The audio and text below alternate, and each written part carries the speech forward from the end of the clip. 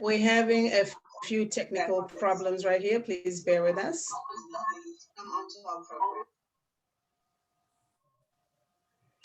As I was saying, we're having feedback. Yes, it's gone now. I stopped the streaming, but continue. Let me see if I can try it again. If there's a feedback, then I will just stop it or post the recorded. I'm recording it. Okay. Good morning, good day, good afternoon, good evening, and good night to some of you. I'm sure it's time for you to go to bed. Rest your head, rest your eyes, rest your heart, and rest your spirit. It's always a pleasure coming into your homes every Sunday. And of course, I do look forward to hearing from you guys while we are streaming live. You know that this is your program, right? So without you, this program doesn't function well. We need to hear from you. We need to learn from each other. When you hear a topic that is dear to your heart and you want to be a part of it, please feel free to join in. This is your program, our program, it's for us. In the native culture or African culture, we have a system where when the adults speak, they gather in one little hut. In Zambia, we call it imbalasa. When there's important topics to be discussed, that's where we go and sit and talk about whatever the community has to talk about, or if we have to make decisions on very, very big issues that have to involve the community and the village. Today, we have a very, very sensitive topic. And this topic, I believe, touches each and every one of us in one way or another. It may not be you physically or me physically, but I'm sure if we had to take a poll or a tally today, we will find that each and every one of us knows of somebody who has been through this or is still going through this. And the topic today is sexual assault. What is sexual assault in your version? What do you consider sexual assault?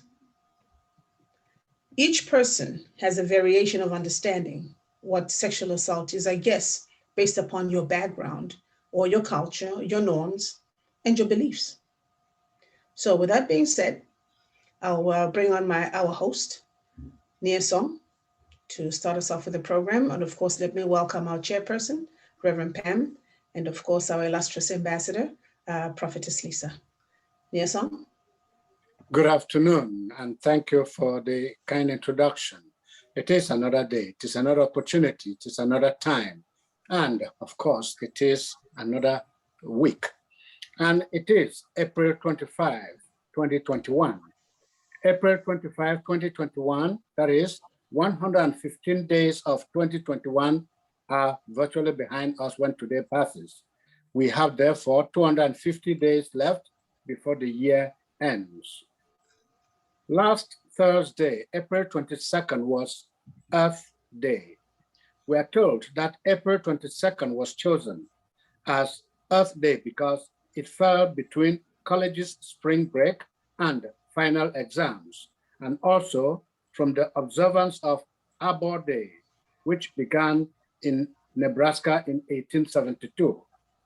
Arbor Day in itself is a day when people are encouraged to plant trees.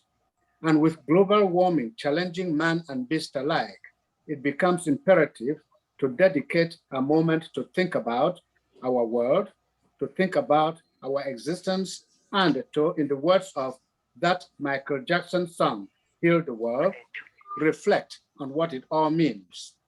The song Heal the World by Michael Jackson invites us to remember the generations of today and the generations of tomorrow. There's a feedback. What it all means. The song Heal the World by Michael Jackson invites us to remember the generations of today and the generations of tomorrow. There's a feedback. I know, I'm going to turn off the Facebook page. By Michael Jackson invites us to remember the generations of today, the generations of tomorrow. Okay, that being said. No, I'm going to turn off the Facebook page. Okay.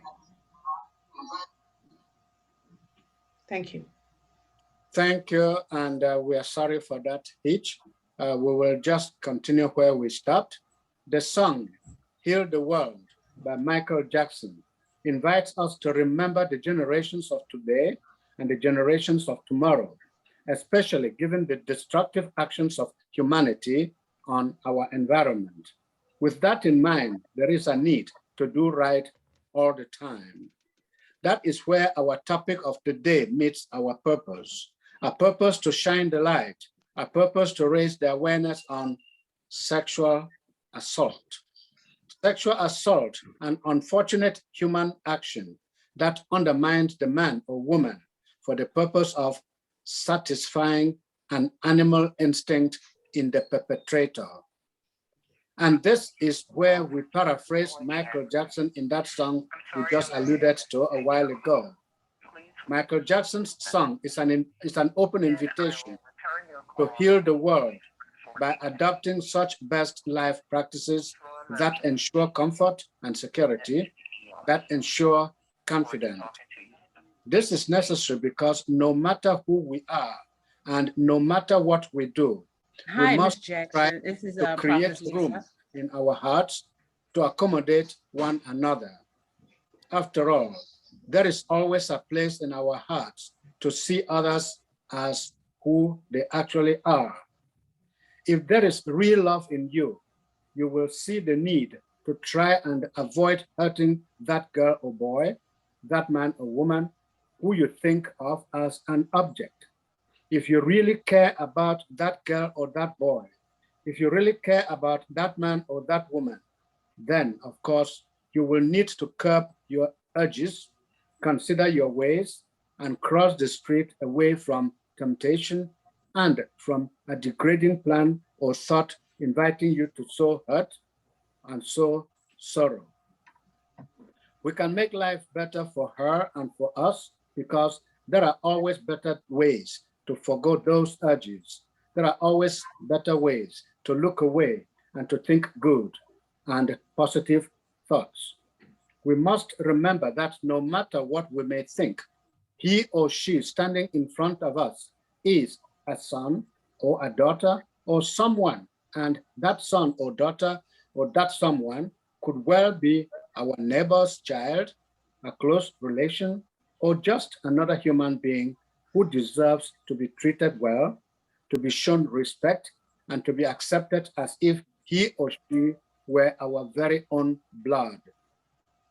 As we strive to do that, as we try to raise awareness, and as we try to do our best to shine the light on sexual assault, as we strive to walk life's narrow and winding path, we must remember that there are people out there, and they are dying in silence because of the shame and the trauma and the hurt, all just because of greed and a desire to satisfy, as I said before, an animal instinct. Curb your desire to consume what is not yours. Utter a prayer and raise an hallelujah when you see a child of God right there in front of your very eyes.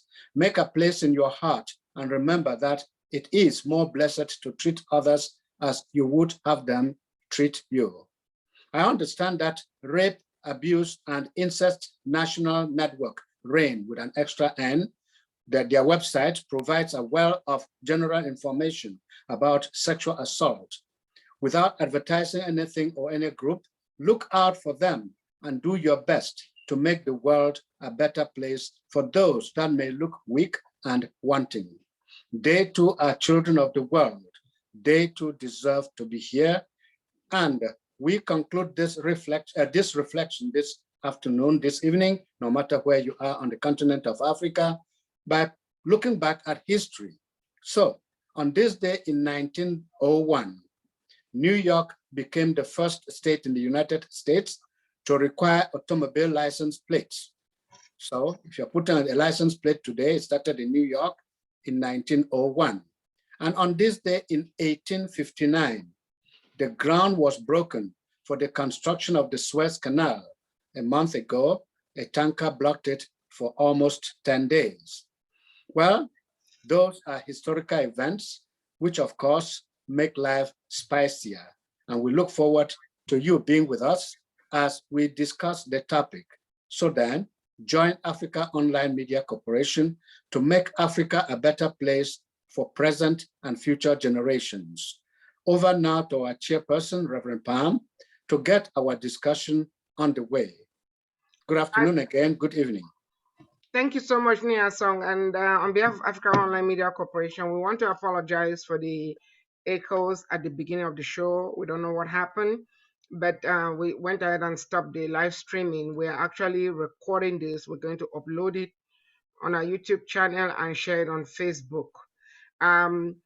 This topic is very sensitive, so I'm not surprised there's some interference with this streaming. You know, either way, the streaming is going to go on, whether live or not.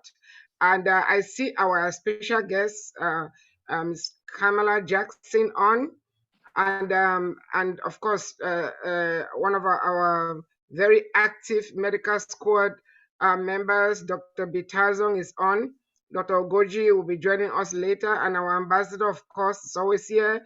Our ambassador actually introduced us to Ms. Jackson and our beautiful president. I don't know where she is because she has a veteran background. I think she's trying to hide from me because I'm in her neck of the woods. She doesn't want me to find her. And of course, me as with the global map in his background. But I would like to ask Ms. Jackson to unmute herself. If she can show us her face, find out would be great. But introduce yourself. And my apologies for not calling you prior to this show. I'm actually on the road.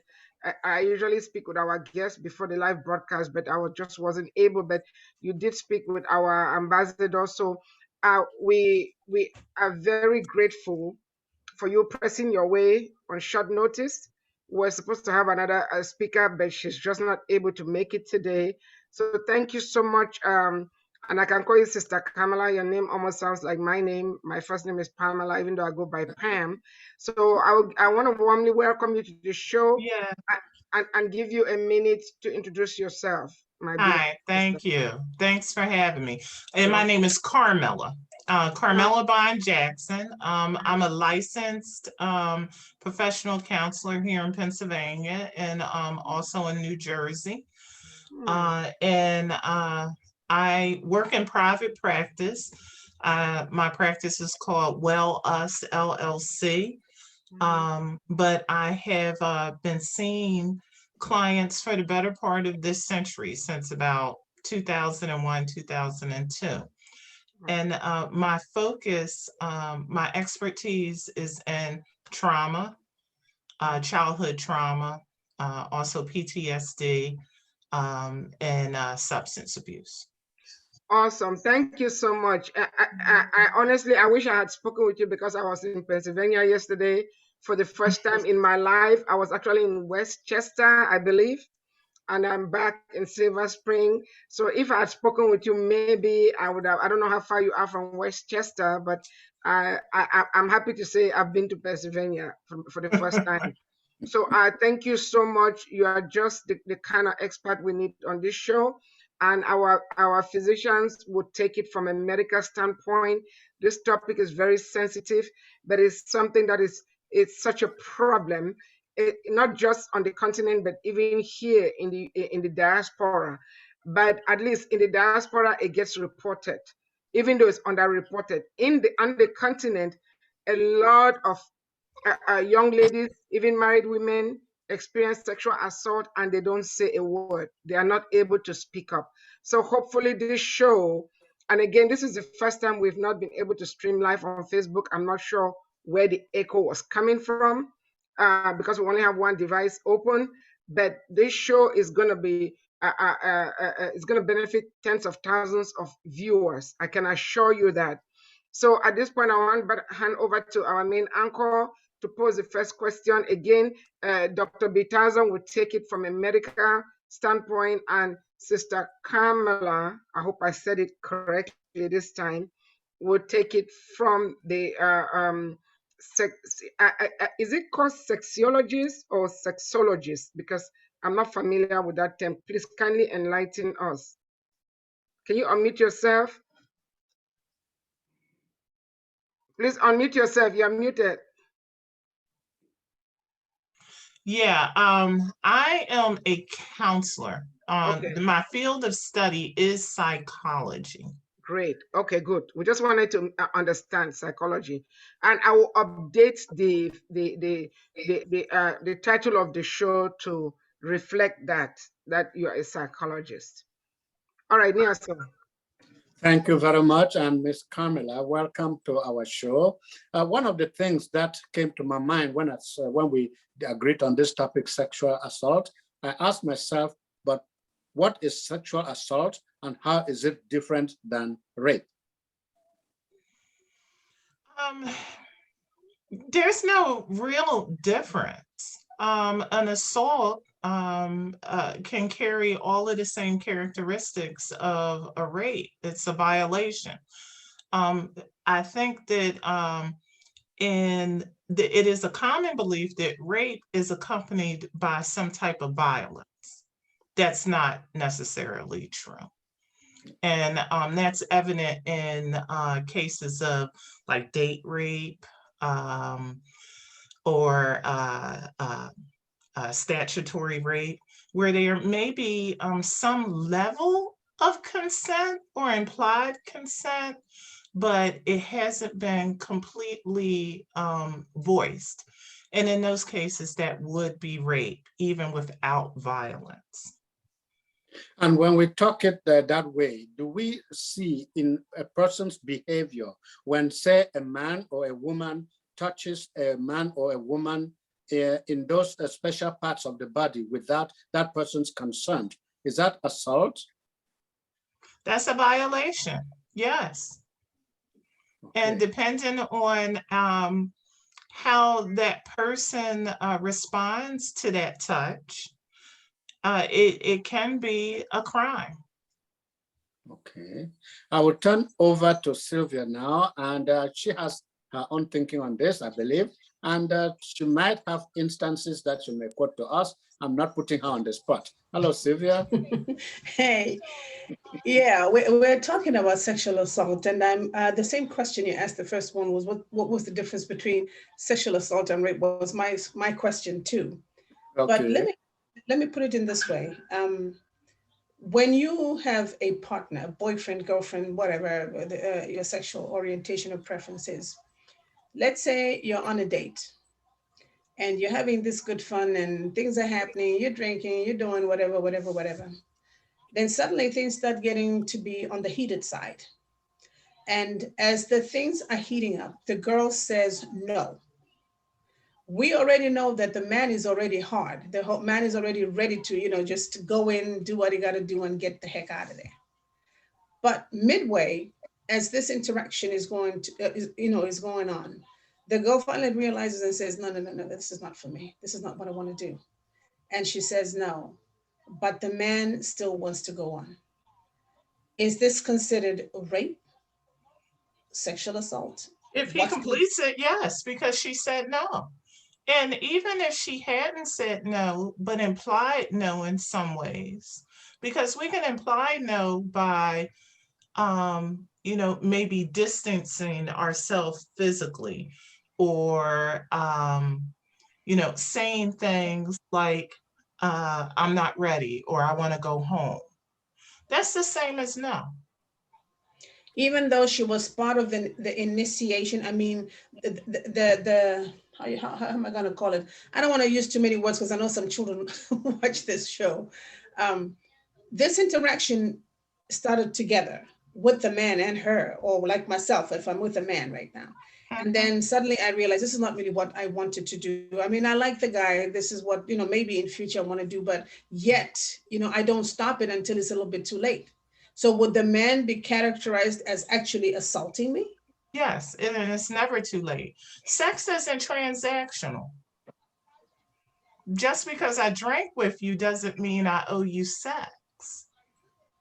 And even if it were transactional, let's say you go to a car dealership and you sit there all day talking about this one specific car, but somehow that salesman can't give you the note that you want.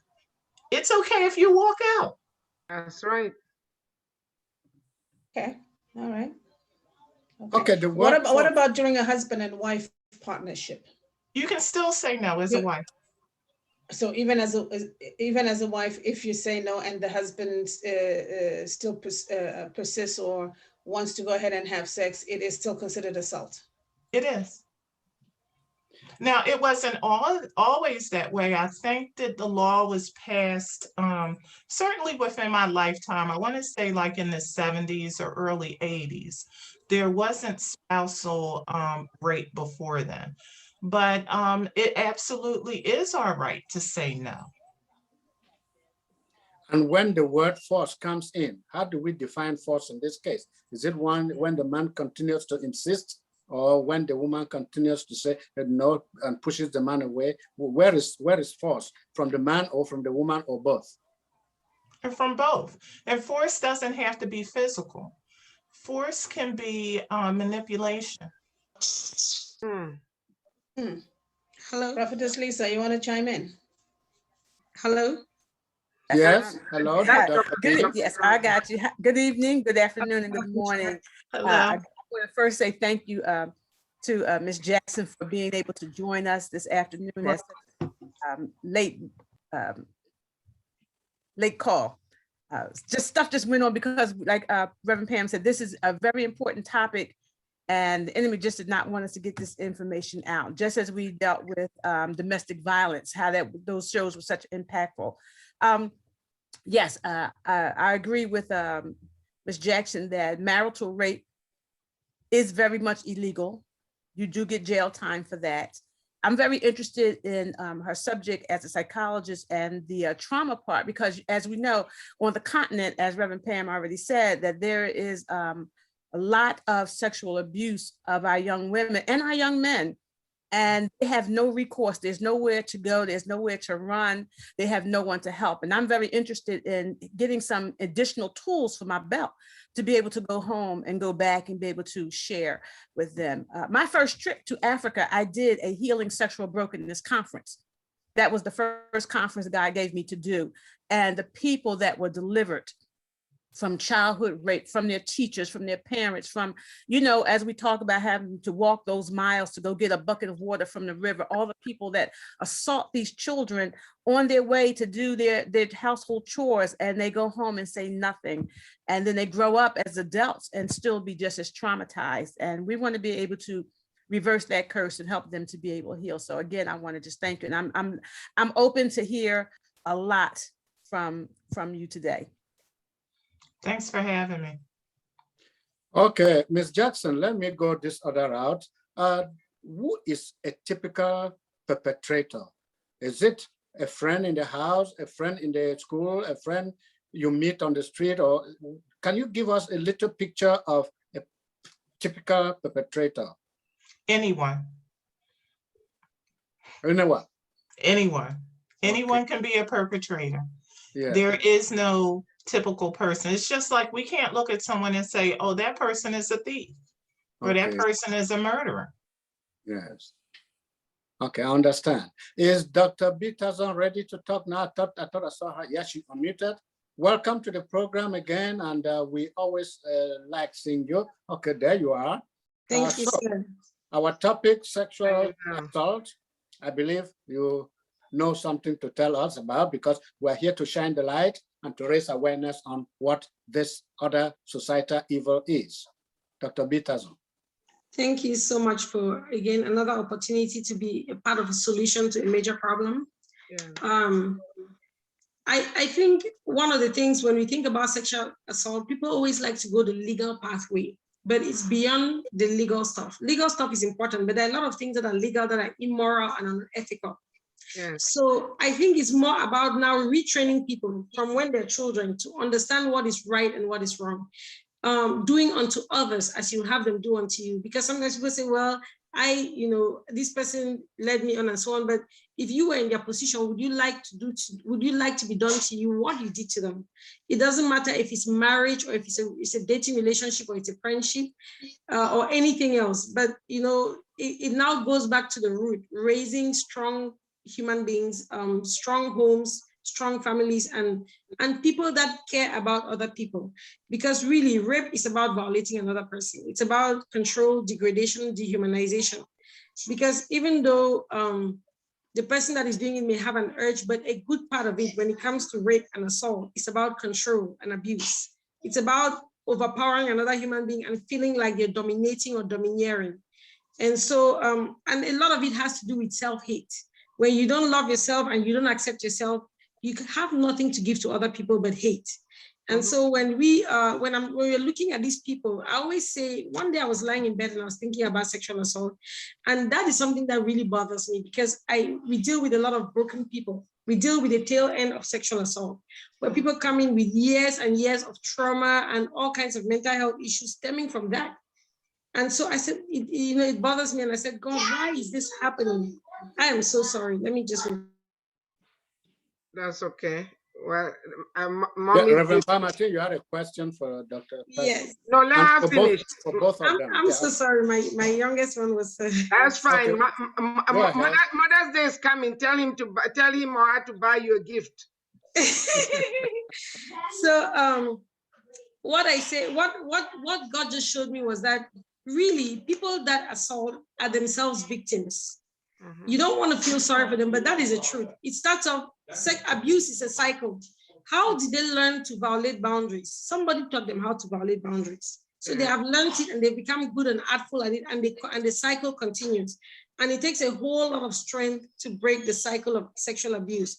And so while it is such a hateful thing to look at, one thing we always forget is that a lot of these people themselves had been victims. They go from being victims to perpetrators. And so healing is in multiple cycles. Punishment is definitely important, but there's also a need for healing and for addressing the root causes of these problems. Because anything that goes beyond consent is assault. It doesn't matter if you're married or not. If you love your spouse and for some reason then they don't want to participate in that activity on that day or at that time, and usually there's not a problem going on in the house, you should not force yourself on them. If you have to force yourself on somebody, you have already decimated the love and affection that you have for each other. So that's why a lot of times, even people that abuse their spouses, they become hateful even towards themselves because they know they're being dehumanizing. They know that they're taking away another person's humanity. There's no way you can rape somebody and they have love and affection for you. At that point, it's fear, it's maybe a bunch of other things, but the love and affection is gone. You've eroded the concept of, or the foundation of a good relationship. So I think that instead of just talking about legal, because especially with marital rape, sometimes it's hard to prove it. And sometimes people have this concept that it is my spouse, I can do whatever I want with them, but it's also another human being. You can't just do whatever you want to do with them. You have to give them the respect that is due to them as a human being and respect their space and their person. Awesome. Okay, thank you so much, Dr. Tazong. That was just an amazing and relevant perspective. I have a couple of questions for both you and Ms. Jackson. The first one is, this sexual assault to me is usually accompanied by emotional trauma. I'm not speaking from an expertise. This is just what I feel, because there's just no way you can assault somebody and they're not emotionally traumatized either. But then there's also cases where I know of a particular case where this lady was so exhausted. She had just come back from work. She was really, really tired. She did not feel like having sex. And the husband got so angry, threw her out of the house with all her belongings, and went out and slept with a prostitute, never let her back into the house. Just to tell you, so in this case, she was not sexually assaulted, but the emotional damage that did to this person. As I speak, this happened a few years ago and the marriage is over. She ended up filing for a divorce. So I would like Ms. Jackson from a psychologist's point to address that. But then I have another question for Dr. Tazong. I'm glad you mentioned the fact that you guys in the clinics, you see the tail end of it. But I don't know if you can. I know Dr. Urgoji is a female doctor, OBGYN doctor, actually, an obstetrician, and he'll be zooming in earlier. But what are the medical implications of sexual assault? I know that's not your area of expertise, but you are one smart sister, and we would like to hear your take on that. So, Ms. Jackson, you can go first, and then Dr. Tazong. Okay. Well, that instance that you recounted, that's certainly something outside the norm. And I would suspect that that couple had issues before that incident. It's not a normal response to someone not wanting to have sex. Oh, okay. But the thing is still goes back to, but there are, I mean, about him throwing out her things, but there are situations where a man will go out and cheat on the wife because the wife did not give him sex. And then there are also issues that the wife uses sex as a weapon. If they are angry with the man, they don't want to. Okay, please address that. No, it has been my experience working with couples and men individually that they do not cheat because their wives don't want to have sex. They cheat for a number of other reasons. It could be self-esteem, self-worth, could be anger, it could be resentment. As the doctor noted, rape is shame-based, it's anger-based, and the same is true of infidelity. So it is not because I won't have sex with my husband that he'll go out and cheat. It may be because he never respected the institute of marriage, or respected himself, or respected me. May I add, Reverend Pam, you know, I don't know if the couple you're talking about is here in America or are they in Africa? Yeah, in America.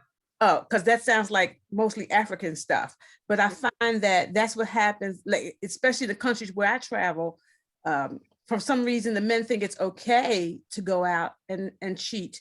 And all the wife has to do is say no once. But when we did our domestic violence, one thing that Reverend Dr. Urgoji was saying about for the women and the men to be able to learn to communicate and speak up, saying no, not now. I don't feel like, and that's one of the things I teach, let him know, I don't feel like being touched today, I'm sore, or something is going on, but they don't have the vocabulary, and they don't have the freedom. You know, my daughter told me that the counselor told her, men like sex, and it was her duty. The devil is a liar. And I had to go over, and I said, now I see why God sent me to come deal with this issue, because the women are being taught in their marital counseling that they can't initiate it, because if they initiate it, then they look like whores. And that is their duty to perform whenever the man wants them to. I just needed to interject that. I'm glad you put that in, because Ms. Jackson is speaking from my experience, but what Ambassador Lisa is saying and myself is happening on the continent. But let's hear Dr. B's respond to my question to her, and then we'll go to our president. Okay, so there are different layers of medical implications of sexual assault. There's the initial implication where, you know, sex is a vigorous activity. And so it needs to be done with care if you don't want to hurt each other. And when somebody is forcing themselves on the other person, chances are they're going to hurt the other person. So there's usually, and again, depending on the person's age and level of maturity, like physical maturity, not just emotional, physical maturity, their body may not be able to handle what is done to them. So sometimes there's a lot of damage down there. There are people that have been so damaged that for years and years, they have scar tissue, they have pain with intercourse, they have so many things going on down there physically. So that's one of the first things. And then also, of course, the sexually transmitted diseases, and because you don't know what this person has been doing or where they've been and what they're bringing to you. When they come to you and they impose themselves, you don't have the luxury of saying no, or can you use condom and stuff. They do whatever they want to do to you because they want to assault you. They want to dominate and abuse and degrade you. And so they don't have any respect for you. They don't care to protect you. And so that causes physical damage. It causes the other things I talked about, like sexually transmitted diseases, and a lot of other things that could go wrong. And then down the road, which is kind of what we deal with down the road, and as you talk with your patients more, you learn more and more about it. There are so many things that happen when people have been sexually assaulted. I'm just going to run through a list here. There's depression, because somebody has violated you and you now you're struggling with beating that feeling. There's anxiety. You're always afraid of what other people think about you and if it's going to happen again and how you could have contributed to this. There's post-traumatic stress disorder. There is low self-esteem because somebody just took away your pride. There's personality disorders. A lot of times when you see people start coming out with multiple personality disorders, a lot of times it is tied to a background of being sexually assaulted. There's a propensity to become a perpetrator. Like I mentioned before, a lot of these people, when they have been violated, some people react in different ways. Some people become overly protective of other people, or they decide, you know what, somebody did it to me, I'm going to punish another person. And so you have this group of people that now become the new set of perpetrators. You have a problem with promiscuity because now you have been violated. You no longer have the boundaries. You no longer keep your boundaries as tight because the point is, what's the point even? Somebody already that I don't even know or that I didn't consent to did whatever they wanted to me. So what the hell? There's sexual dysfunction. And I'm going to talk about that and other sexual things. Sexual dysfunction, especially when these people get into relationships, they carry on the trauma into their relationships. Sometimes you see somebody who is married and they don't want their spouse to touch them, or if their spouse touches them a certain way, it triggers certain memories, and all of a sudden they don't want to have anything to do with them. And so there's a lot of sexual dysfunction, and a lot of people in these situations need to go through a lot of counseling and healing. Otherwise, they will just mess up their future relationships because they're still living in the past. There's relationship dysfunction, like I talked about. People have issues with trust. People have issues with just letting go. They don't feel free because part of having good sex too is feeling free with your partner, but you're always on guard because you're thinking about what somebody did to you, even though it's not happening right now, but that's what's on your mind. There's paranoia, and there's also a risk of psychopathy. You see, a lot of these people that become serial killers and rapists and stuff, somebody did something to them too. A lot of them. Not all the times, but a lot of times there is a history behind that. So when we see people who come in and they're struggling with so many things, there's depression, there's anxiety, there's suicidal ideas, they're homicidal, a lot of it is tied to somebody violating them. And they feel like victims, they feel powerless, and they feel like, what is the point? There's nothing to protect. Everything I had has been taken away from me. My most valuable asset has been violated. So there's nothing more to protect. Thank you so much, Dr. Tazong. You touched, you really went deep. And I'll be weighing in later on from a different perspective, but let's hear from our president.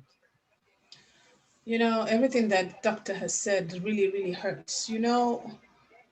Today, when we look at our children, especially our girl child, I just got a story that I was meant to share with AfricaOnline last week, but I think it was just too horrific for me to bring up the way it was said, where a 7-year-old is being taken to school by a driver. And the mother leaves the house at 6:30, driver picks her up around 7. She's supposed to be in school 7:30, but she's always back at school at 8:30. So suddenly her mood changes in the classroom. And the teacher, she was a straight A student. She was one of the brightest students. The teacher wrote the story, actually sharing with us as mothers to say, please be cognizant who you're giving your daughters to. Yes. So after, I think it was the second month, the teacher noticed now she was a student that sat in front. She suddenly now wants to sit in the back and she's coiled down. She never looks up. So the teacher keeps asking her questions, is everything okay at home? And she'll be like, yes, everything's okay at home. So then she says, no, something is wrong with this baby. So she calls the mom and says, Mom, you need to ask your daughter some questions when you get home. Unfortunately, and I'm going to use this word unfortunately, painfully as a grandmother, most African mothers do not query our children, which is a wrong thing. When you notice even the slightest imagination of change, don't think it's you losing it up here. Something has happened to your daughter because you know your child. The mother never took to it according to what the teacher said. So she took it upon herself and asked the kid. And the kid said, yes, it's true. The driver always takes me to his house. When he picks me up from my house, he always takes me to his house. And this is what he does to me. The teacher had to, 7 years old. Yeah, seven, yes. Yes, 7 years old. That she couldn't explain what the driver was doing to her, but she could describe it, in our vernacular language, saying, this is what he does. He puts his thing up my thing, and it's so painful. Now, what he did is he literally bought this 7-year-old pads that he taught her how to use every time he assaulted her. Oh my God. This 7-year-old was using, and she was completely disfigured down there, completely finished. Literally, the kid was ripped apart. He put her on his own stupid, excuse me for this word, antibiotics. Where he got them from, only God knows. It was not until the last day now that the kid, I don't know what happened to her. She told the teacher she doesn't want to go back home anymore. She wants to live with the teacher. The teacher called the mom and told the mom, you need to come here now. The teacher called the police. The police came with a female staff, the nurse examined the child. They said, this kid will never have kids in her life. She's completely messed up. They assumed the father was the one who was, how you call it, sexually assaulting her. Till she now broke down and explained it. When the police went to pick up this driver, you know, he didn't resist. He just says, I know what you came here for. Oh and my he, God. Yeah, gives his hands to them, and that was it. Now, as mothers, grandmothers, even as fathers, we all know our children. On a day-to-day basis, when you see your baby wake up, it's hi mom, hi dad, and you know they're all over the place and all over you. They're doing all the wrong things that you don't want them to do. Now, suddenly, 2 days later, this baby is like that. Doesn't that ring a bell as a mom or as a parent? Why has he or You should. because if the child is like this all the time, then suddenly now, every time you're looking at her, she's like that. You know something is wrong with my child. You know something is wrong with my granddaughter or my grandson. It's not only girls, by the way. Even boys do get sexually abused.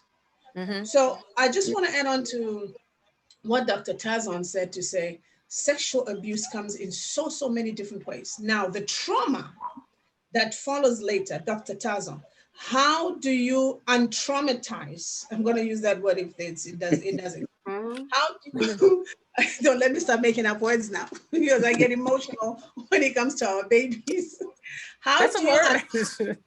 It is, right? It's a real word? Okay. Yeah, good. How do you untraumatize that 7-year-old who, number one, she doesn't even know the proper anatomy of her own little body. Number two, she's been exposed to a foreign object up her vagina that she doesn't even know exists.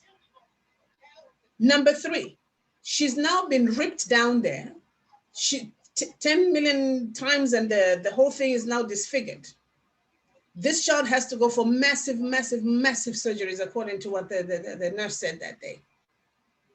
How do you untraumatize that baby, doctor?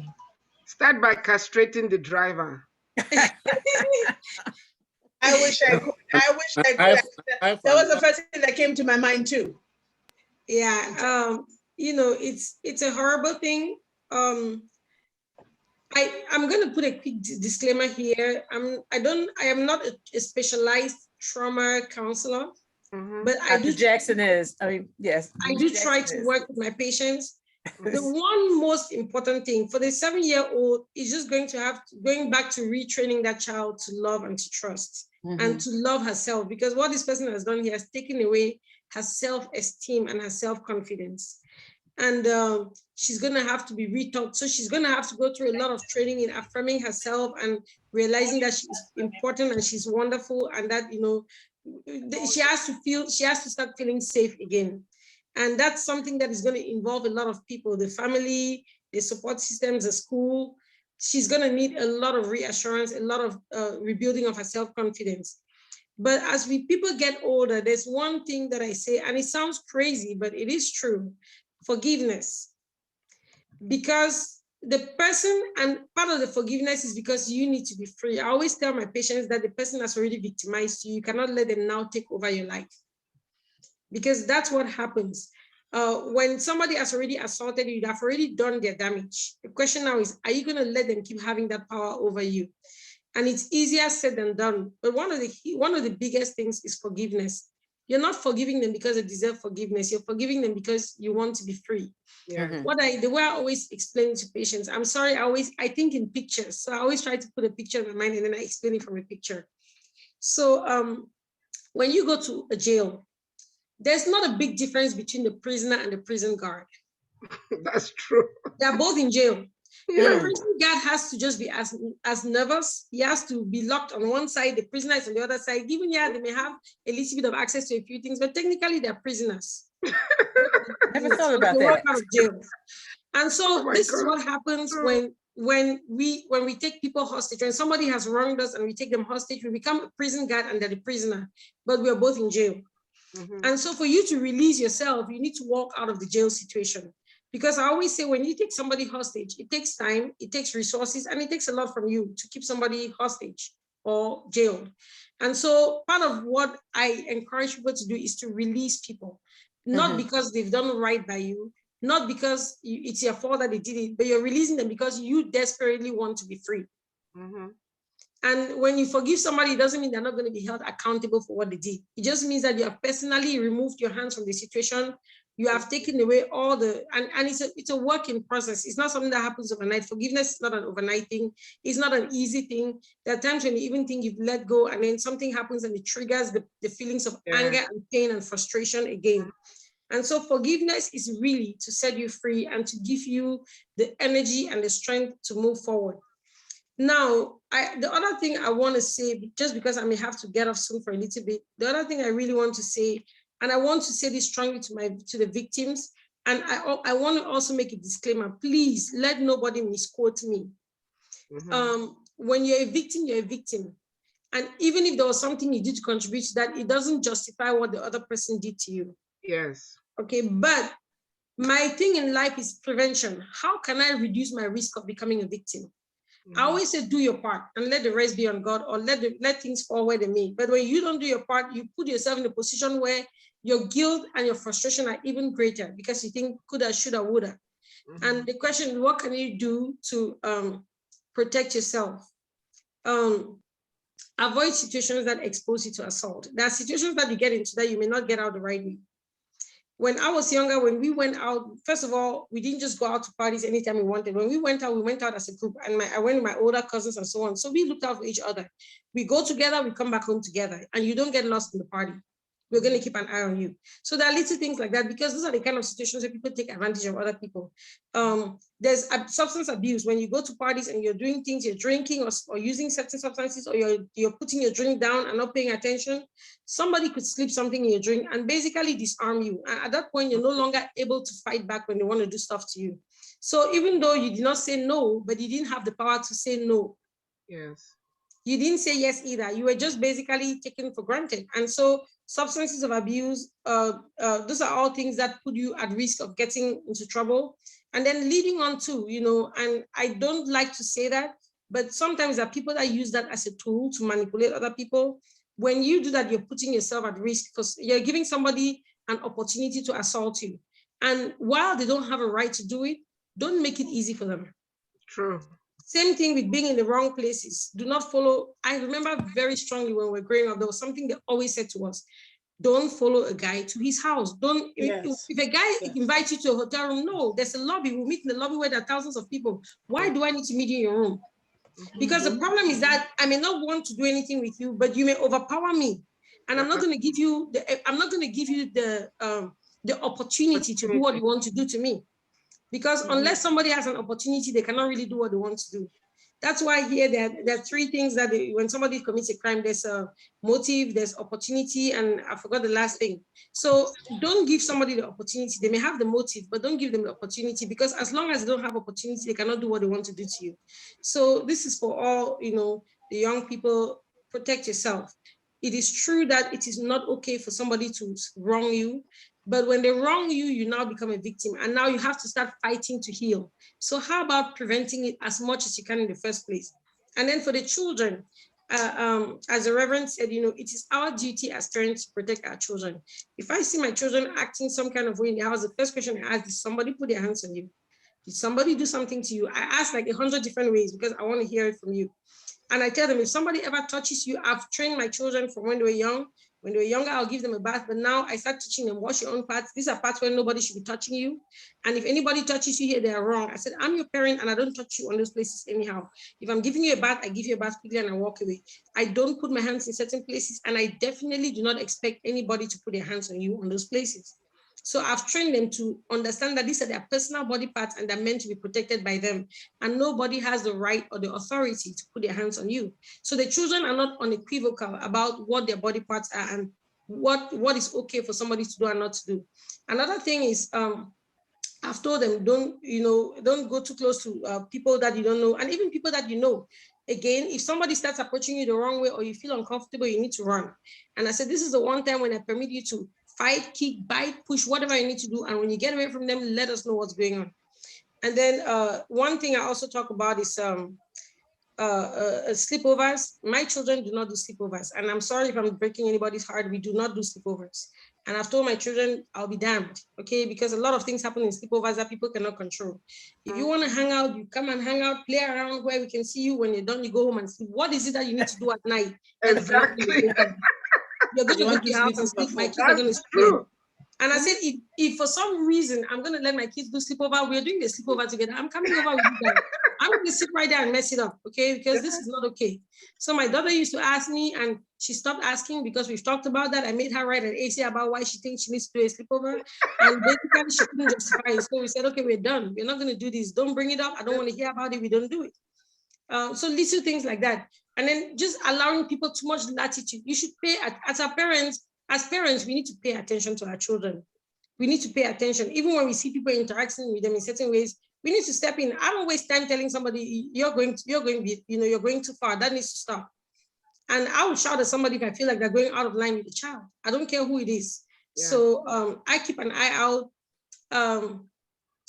I think that for children, we are their last line of defense. And when we let them down, it's not just the assault that breaks them down, it is the lack of protection that also breaks them down. Yeah. Because the people that should have looked out for them and fought for them literally did not do it. And so they learn not to believe in and trust people.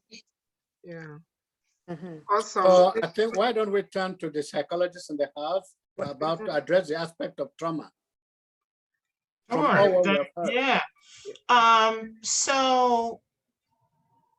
Yes, trauma impacts us both emotionally, psychologically, and physically. And the doctor talked about some of the immediate physical impact of rape or sexual assault. And, like bruises, lacerations, disfigurement of genitals, that type of thing. But there are long-lasting impacts that can cause physical ailments as well. And I don't know if you're familiar with the ACE questionnaire. It's an acronym for the Adverse Childhood Experience Questionnaire. And it's a short questionnaire. I think it's about 9 or 10 questions. And it asks about traumatic events that may have happened in a child's life. And the more that you answer, the more likely you are to have things like diabetes, high blood pressure, depression, anxiety, PTSD. The more susceptible you are to being poor or being incarcerated. So when a child is sexually assaulted, it isn't something that we can ever erase. We can mitigate it with counseling, with support, but it isn't something that can ever be replaced. And while prevention is something that all parents should do, I never let my son go on sleepovers either.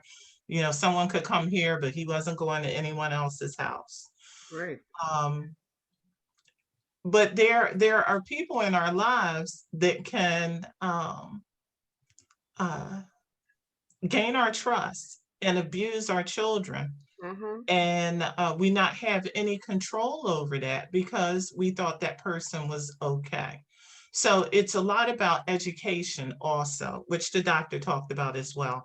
Teaching our kids what's a good touch and what's a bad touch, and having open lines of communication with our kids so that they feel comfortable, unafraid to come to us and say, this person said or did something inappropriate.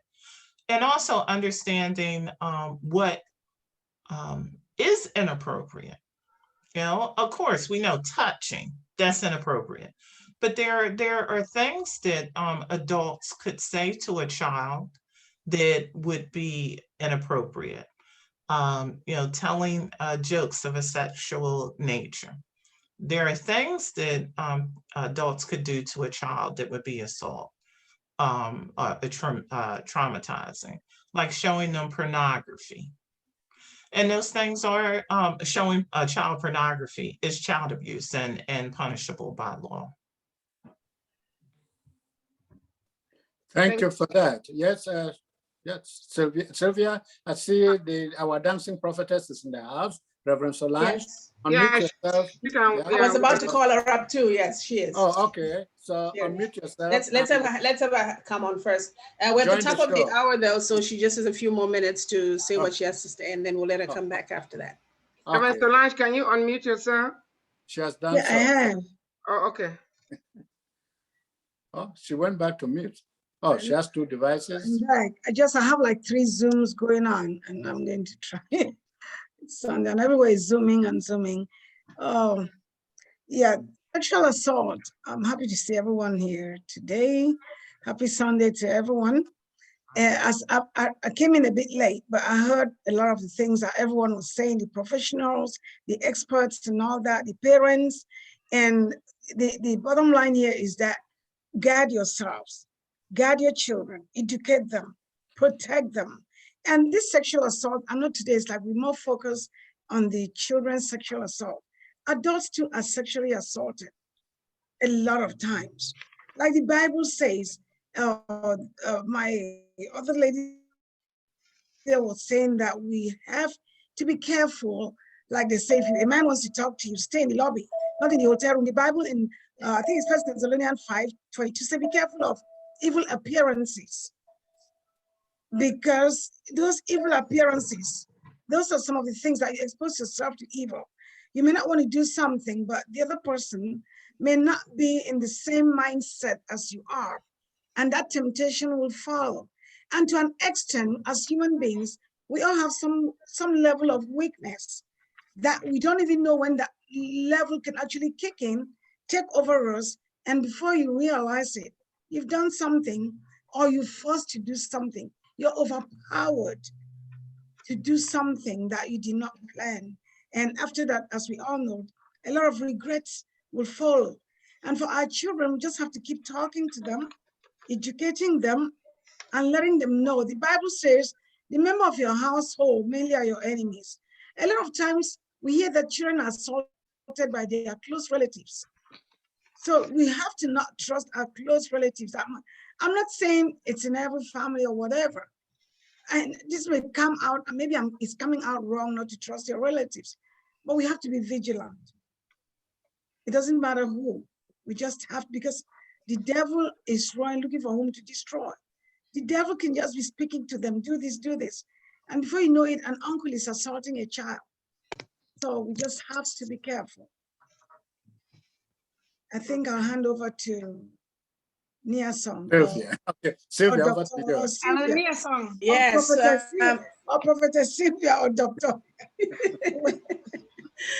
Yes, thank you very much, our dancing prophetess. By the way, officially, let me introduce who's in front of you here. This is our illustrious CFO. She's usually AWOL, but I'm so delighted to see her today because when it's tax season, she literally goes under a rock and doesn't come out until until everybody's taxes are done. She was on Sunday, so that's right. So okay. it's such a pleasure to see you, with us, and of course being a part of this. We're at the top of the hour right now, so let me hand over this to our chairperson, Madam our Reverend. She's trying to call me Madam Ambassador, no problem. Yes, I was. Lisa, what can I say? Things are happening on this show. That's right. This is so awesome, and I can't wait for this to be uploaded on YouTube and shared on Facebook. Before I play the anthem, I want to pose a couple of questions to Dr. Tazong and Ms. Jackson to answer after the anthem. There have been several children that have been born out of sexual assault or rape, rather. Especially in refugee camps on the continent and even here. And those mothers love their children. What I want to find out from you is, should the rapists have a relationship with their child? That's one, yes, that's one of the things. And then the other thing is, our parents on the continent are not in the habit of discussing sex with their children. You know, and this is very important. Sylvia told us a story, a heartbreaking story of a 7-year-old that was abused multiple times over a long period of time before something, the perpetrator was exposed, and the perpetrator was somebody that the parents trusted. Yep. Most of this abuse, I don't have the statistics, happen by people that the children know, not by strangers. However, our parents need to start having those conversations with their children as early as when the children can talk. I've seen situations where parents were using pictures to illustrate to the children where they can be touched and where they cannot be touched. I'll give you a simple example. About 3 years ago, we were on a family cruise, and my 9-year-old niece was in my cabin with one of my nephews took off his t-shirt. Just came back on swimming, took off his t-shirt. She's like, "You cannot do that in my presence." My nephew, who was in his late 20s, was shocked. It's like, why? I said, "No, I'm a female and you're a male. You cannot be showing me your chest." That's what she said to him. And needless to say, that was an eye-opener for him. And I was happy to hear, I mean, I was taken aback too, but that gave me comfort that the parents have been talking to her. This was his t-shirt, not his boxers or his pants. But she made it clear to him that you cannot change your t-shirt in my presence. So I said this to say our parents really need to, I mean, you brought those children into this world, you're responsible for them. We're responsible for protecting our children. And because this topic is so important, next week we're going to do a sequel to this topic. We're going to call it Sex Education and Sexually Transmitted Grades. You ask, what are sexually transmitted grades? Not diseases, sexually transmitted grades. Yes. Those are the ones, as we educate our children, we also need to let them know they cannot sleep with an instructor in order to get good grades. So we're going to combine those two topics. We've never combined them before. We discuss them separately, but this time we're going to combine them. So we need to let our children know, because a lot of these children, again, if we don't educate them, some of those perpetrators will lavish them with gifts or say, "Don't tell your parents." Some of them threaten them. "You tell your parents, I'm going to kill your parents." So in order to protect their parents, they suffer in silence. So we are going to do this sequel, and I want to invite everybody back next Sunday, including Dr. Tazong and Ms. Carmella, if she's available. I'm going to have some other people. We need to beat this down. During this pandemic, a lot of sexual assault had been going on by family members. Someone, I don't know if that video was real or not, a year ago sent a video of a mother wailing because the son impregnated 2 of his siblings because they've been stuck at home during the lockdown. I'm sure so many stories have come out because of this, people being locked down. So again, next week, we're going to be talking about sex education and sexually transmitted, grades. That's what we're going to be talking about. So I want Dr. Ms. Carmella first, Ms. Jackson, to address my first question about the children that result from this heinous crime. If the perpetrator, even after they are reborn or born again, or they have been converted, if they want to have a relationship with the child that was a result of a violent act, because to me, a rape is the worst crime you can do, one human being can do to another.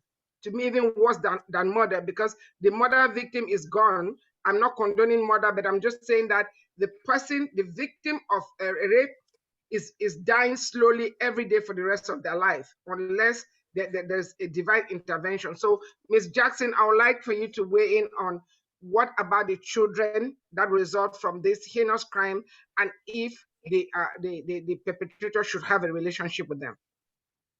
So my personal assessment of that would be probably not. And sans any educational or professional input, I would definitely say no. But there are instances where people do. And you see this a lot in situations where incest has occurred, because we are still tied to that person because that person is a parent or a sibling or something like that. I think it all depends on how triggering that interaction is.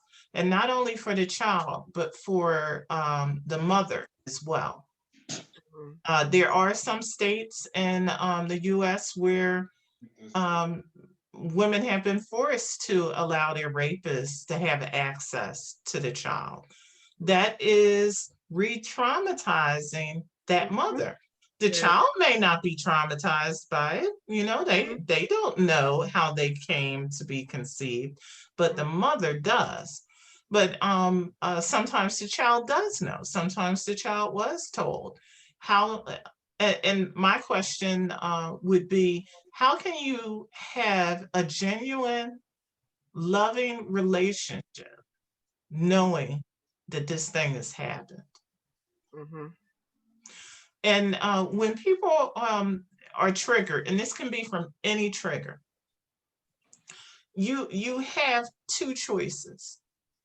You can mitigate that trigger, you know, like develop a workaround so that you can manage it, or you can eliminate that trigger. Sometimes we have to manage our triggers. You know, if I have a job that I hate, I got to stay there until I find another one. But if there is a person that triggers me and they aren't vital to my existence, it's okay to eliminate that person. Thank you very much. Over to you, Niasa. Oh no, Dr. B, I need you to weigh in on that same question. Should the perpetrator of the crime have a relationship with a child that resulted from a rape? Reverend Pam, as Ms. Jackson said, there are some cases where it's hard to separate the weeds from the plants. But a lot of times, as again, she rightfully said, I do not believe that a rapist should be having anything to do with their victim. There's just no way, even when you forgive certain people, there are some people that just need to stay out of your way. You need to stay out of each other's way. There's no way that somebody can violently assault you and then come back and say they want to be loving. It doesn't sit well. And the other thing that that I know we are forgetting too is that once somebody has been a rapist, it's always a trust issue, unless, like you said, maybe there's been some divine intervention and they've been delivered. Because in my mind, this child could become the next victim. And that people who have done this, they did it to the woman, they have their hand on the child and they do it to the child. So I don't feel that it is okay or safe even for this child to have anything to do with the parent that sexually assaulted and impregnated their mother. But now if they grow up and they decide that they want to get to know this person and they can handle themselves, there's nothing that you can do to stop that. And that is fine, let them figure it out. But when they're under my control and my care, I really don't want to deal with that stuff. And I think it's inhumane to force women to have to put up with men that assaulted them because they have a baby. There was no consent here. There's nothing in common here, except that I happen to keep a forced error from your part. And while I may love the child, I really don't want to have anything to do with you. And it is not fair that the woman should be asked to accommodate, because there's no way you can co-parent without putting up with the other person. That's true. Before Dr. Urgoji weighs in, I want to add one more question. And Dr. Urgoji, being a woman doctor, I'm sure he's come across some of these things, but I also want us to address, and anybody on the panel can address this, the president, the ambassador, or our main anchor. What about those mothers that are aware that either their husbands, either the child's father or the child's stepfather or the child's sibling is sexually assaulting the child in under their roof, but in order to protect the family name or to hide shame, they condone it.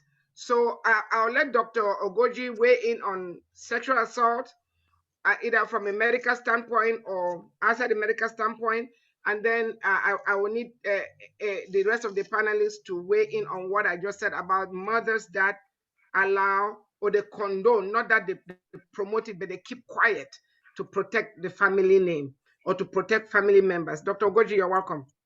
Thank you. Can you guys hear me? Loud and clear. Yeah. So sexual assault is a very, very important topic.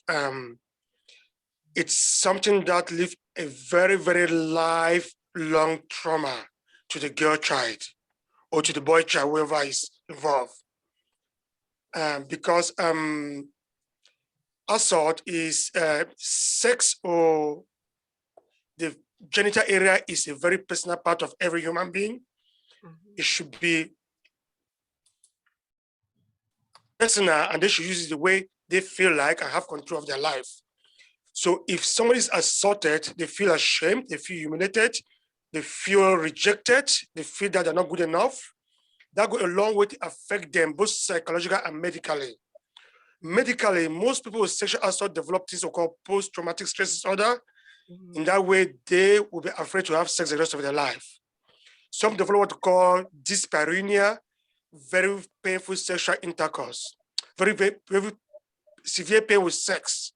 Some develop what we call vaginismus, which means as soon as they want to have sex, they develop involuntary contraction of the vagina. Some of them even develop trauma and injury to the genital area.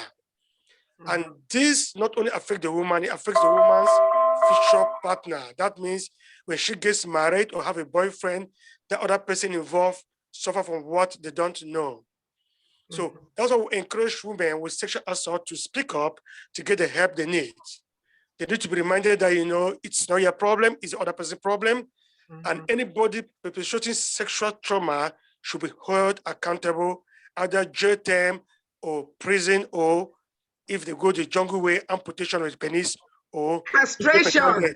Castration. It will never happen again. So it's a very important topic. We don't want that to happen, and we people should speak up. You don't speak up, this psychological trauma that comes with it is irreparable if you don't speak up. I'm going to your second question about people who condone sexual violence. It's sad.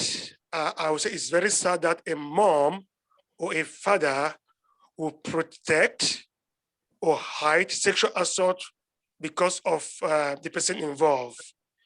If you want to condone it, you should make every effort to put the person carrying out the assault out of the reach of those innocent kids. Because as long as they are there, they will control what they are doing. So if you find out somebody assaulting your own kid, I mean, if you assault my daughter, you are finished. I will lynch you.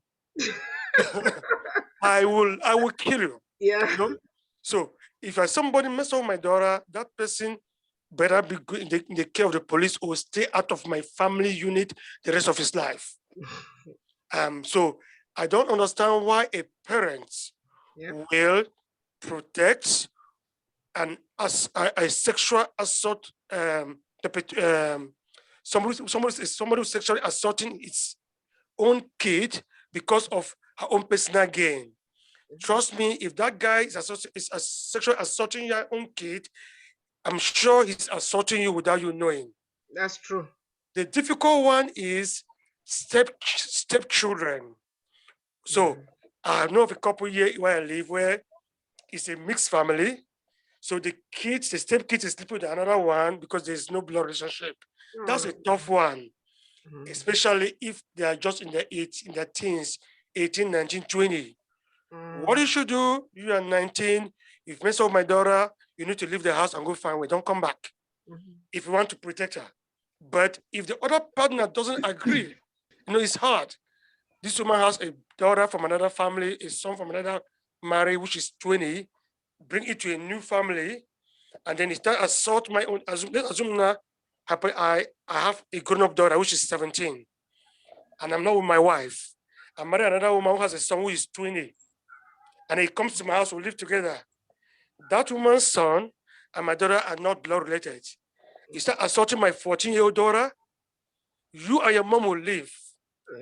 You have to leave if first, If your mom say, it's my son, please, please, I call the police or he leave. You know, it's hard, you know, you call the police on your wife's son, you can't be together anymore. It's a criminal. He's a criminal. So the criminal either leave the house for good, or that wife and the son has to leave. True. So you cannot condone. If you want to condone, you make sure that you tell that young man, any day I see you within 20 feet of my house, you and your mother, who's my current wife, will be in trouble. I'm hoping that the spouse will understand where the other spouse is coming from, because it's a 14-year-old girl that your son is abusing. You should treat that 14-year-old girl as your daughter. Because if you marry me, then my 14-year-old daughter is your daughter.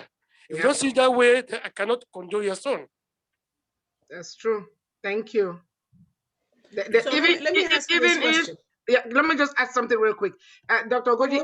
Even if the 14-year-old, you know, agreed to it, that's statutory rape, because a 14-year-old is not mature enough to consent. Go ahead, Madam President.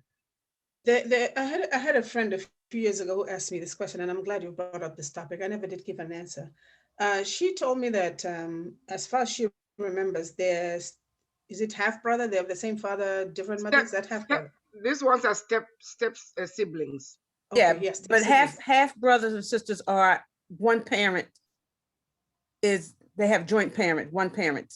That's okay. They have the same father but different mothers, or the same mother. No, same mother. Okay, all right. So she says that she found out that her stepbrother, or whatever brother, half brother, was actually, the daughter came to tell her when she was 16 now, telling the mom that Uncle so-and-so used to do this to me when I was from the age of 5 till whatever, is it 10 or 11? How do you deal with that, Dr. Urgoji? I mean, when she told me, all I did is break down because I didn't know how to respond. I didn't know what to say to her. I mean, it hurt as a mother, and of course I could see she was broken, but she was too, she said, what did she say? She said, I'm ashamed or shy to ask, the professionals. I don't want people to know my business, so to speak. So all I did is I said, listen, I just pray with you, and you have to find a way to forgive the guy. And that's how I took it. But with this coming up, please advise me so I can go back and correct the advice I gave, because I didn't know. I will say this: if the two kids have one parent, that actually blood, that's incest. Yes, it's hard. But if they have different parents, again, if they have one parent, that guy is a criminal. But what can you do? You have to call him and address him and say, look, you messed up with your sister. It's morally wrong. It's emotionally wrong. No, that's the niece. That's his niece. I think it's his niece. That's her daughter. Her daughter. It's like my daughter and my stepbrother, but my brother now molests my. Even worse. Same thing. That's even worse. That my brother will be reported to the police, because if you care for me, you cannot mess with my daughter.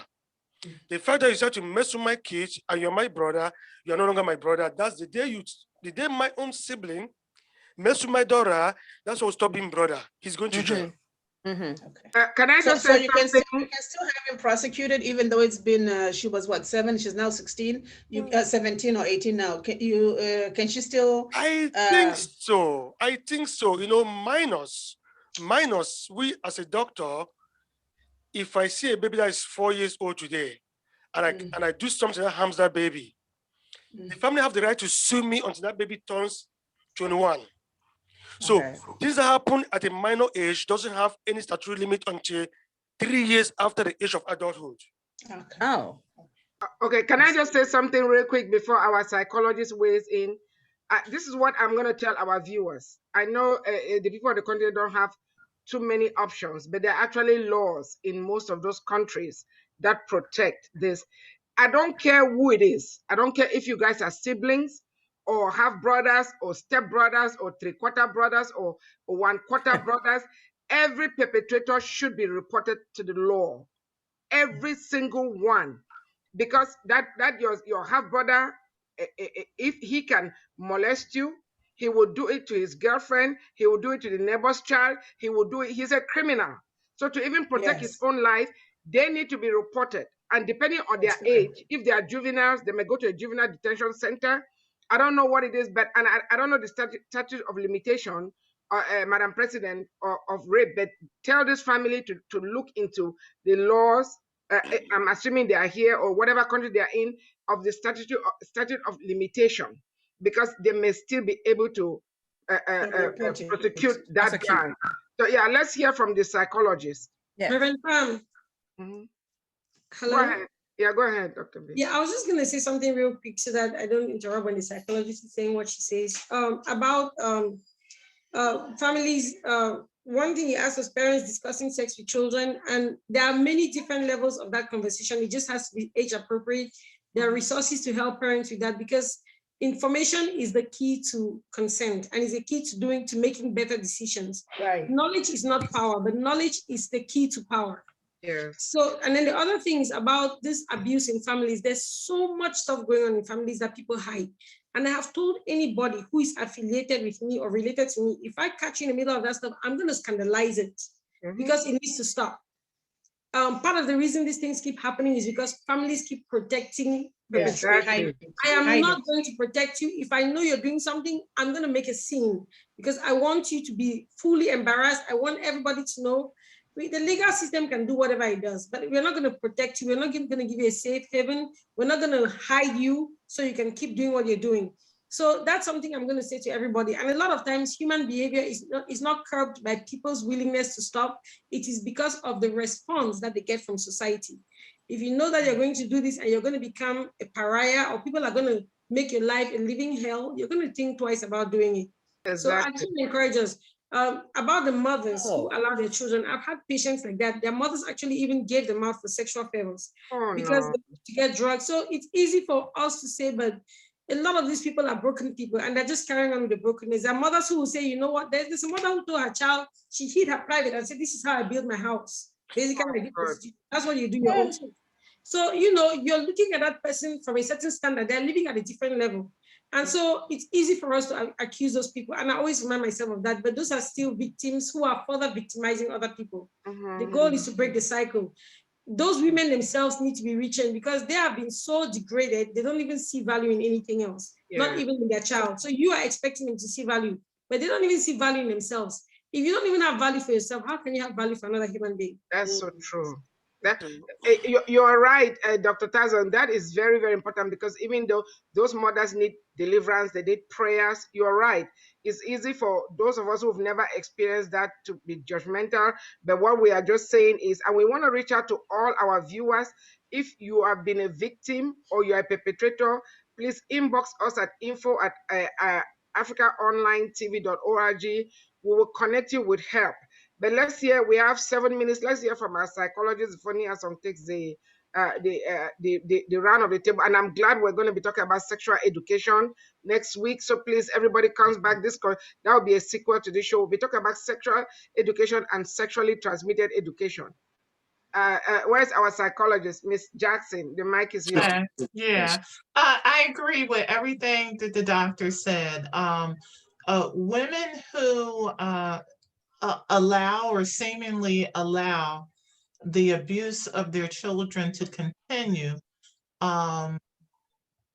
usually have some trauma in their history and may not be able to readily identify abuse as it's happening. They probably have a skewed sense of what's right and wrong, what's okay. They may be dependent on the abuser and not feel that they can survive without them. They are often in domestic violence situations and maybe currently being sexually abused themselves. Of course, there are outliers. There are women who have sold their children for drugs. There are women who have abused their children themselves. But I think it all ties back to histories of trauma and abuse, negative coping, and a lack of resources and support.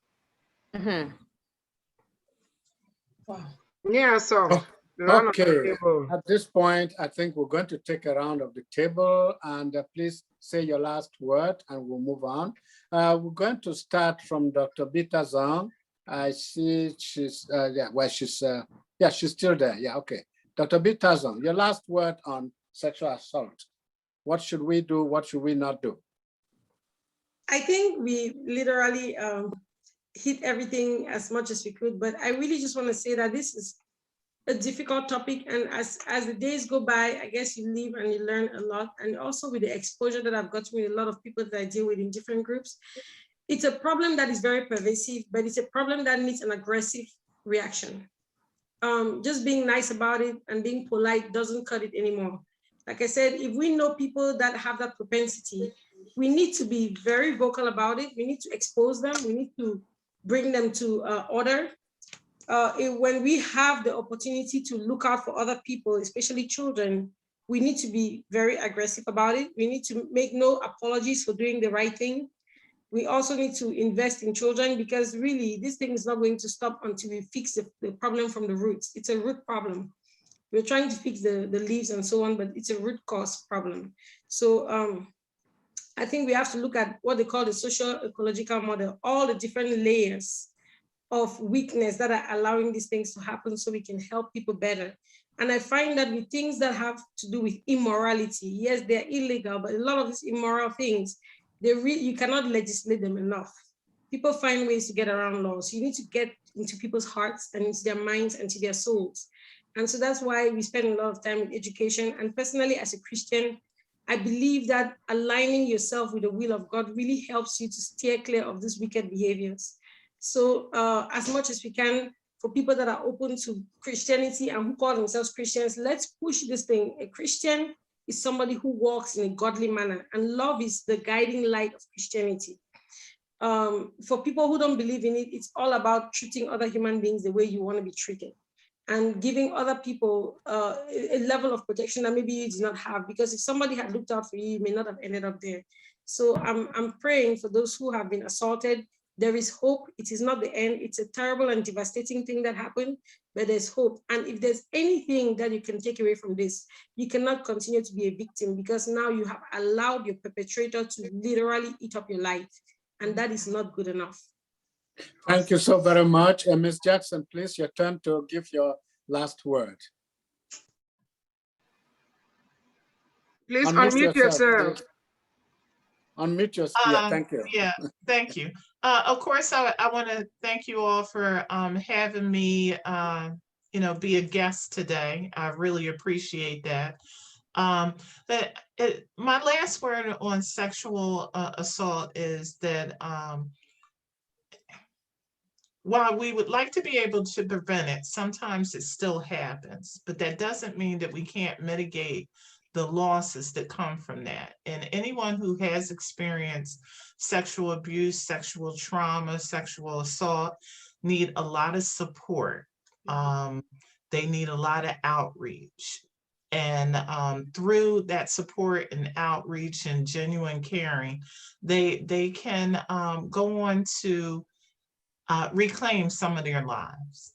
So if there's a takeaway, the takeaway is, to talk about these things early and often, and not to let, our personal shame or our family shame keep us from being there for that person who has experienced something as heinous as sexual assault. Thank you so much. And please, if you can make it next Sunday, we'll appreciate it. That said, Dr. Urgoji, how is it in the West Coast? All the same, please summarize your thoughts on this topic before that. All I would say, unfortunately, most people that carry sexual abuse are family members, unfortunately. So, and we have to find a way to speak up, make it known, and get the family member get the treatment that he or she needs to stop it. And because if we keep quiet to protect the family, the person will end up in jail, and everything will be, you can only hide it for so long. So speak up, speak up, speak up. And then if possible, call law enforcement. I would like to say that because we know that calling the cops on your own son or your own daughter, no matter how old they are, is the most difficult thing most parents will do. But it's your duty to protect your young growing children. It's your duty to protect the society. Yes. The first thing is that guy must be out of the family. If they are teenagers, if a 17-year-old dealing with a 7-year-old, he needs to go get the consequences. He needs to be made aware this is wrong. I don't know how you're gonna do it. You must do that and then make sure, even if the person gets the treatment he needs, you should never allow somebody with history of sexual violence to be with a minor. So in that way, you have a 17-year-old who abused his sister when he was 14. Now he's 17. He's living alone with a 12-year-old girl. You don't do that because you are a corporate. So you have to proactively protect the younger people and use the law enforcement as much as we can. Thank you. Thank you very much, Ambassador Lisa. I know you're taking notes and making sure that we keep this show going. Of course, you always do it. Welcome, and your last word. Our last word, as we want to be able to properly educate our people on the continent, especially in the village. I'm reminded of the children, the girls that were kidnapped by the Boko Haram in Nigeria. I was there during that time, and when they came home and were finally released, a lot of the children were not accepted back into their families because they knew they had been raped. They knew they were forced to marry. They knew they were forced to convert to Islam, and the parents would not accept them back. So we need to educate. We need to break these cultural norms, these societal norms, and help them all to understand that this is all abuse. Our children need to be welcomed. Our children need to be protected and educated. Thank you so much again, Ms. Jackson. And I meant to ask you if we should be calling you Dr. Jackson or not, but we appreciate you for just being humble enough to come around the table and sit and talk with us. And we do hope that you will come back and share with us again next week. Thank you so much. Co-host Sylvia, please, your last word. Man, all the professionals have spoken. I have no words. I'm just learning today and just telling anybody out there. And of course, the friend that I just spoke about, I will definitely do that today and reach out to her so that she can get the help for her daughter that she needs, because I hear her daughter doesn't like to date. So with that being said, may God bless us all. Thank you very much. Reverend Pao, our chairperson. Yes, I would like to thank Dr. Tazong and Dr. Urgoji. You guys are awesome. I mean, you guys are, I don't even know, the English language doesn't have the right adjective to describe you guys. We want to thank our sister Carmella, and by next Sunday we'll find out the right title for you for coming on, and sharing your expertise. I would like to thank our president and of course Nia Song for your faithfulness. And I would just want to say to everybody out there, whether you're a perpetrator or a prey, please, you can reach out to us. Both of you need help at info@africaonlinetv.org, and we'll connect you with help. But for those who have been victimized, don't keep quiet. I don't care how young you are. Say something. To me, every perpetrator needs to be held accountable. I don't care how old you are. I don't care who you are. The authorities need to be notified, because you, the parent, you may be saving your son's life by reporting that son to the police, because he might try it in his adulthood and a woman will shoot him dead. So the earlier they get the help that they need, the better. Nia-san. Thank you very much, everybody. Please, we appreciate your coming. We appreciate your participation. We appreciate your words and your advice and your concern for this. And we look forward to seeing you again next weekend. Thank you so much. And please enjoy the rest of this day. Bye-bye.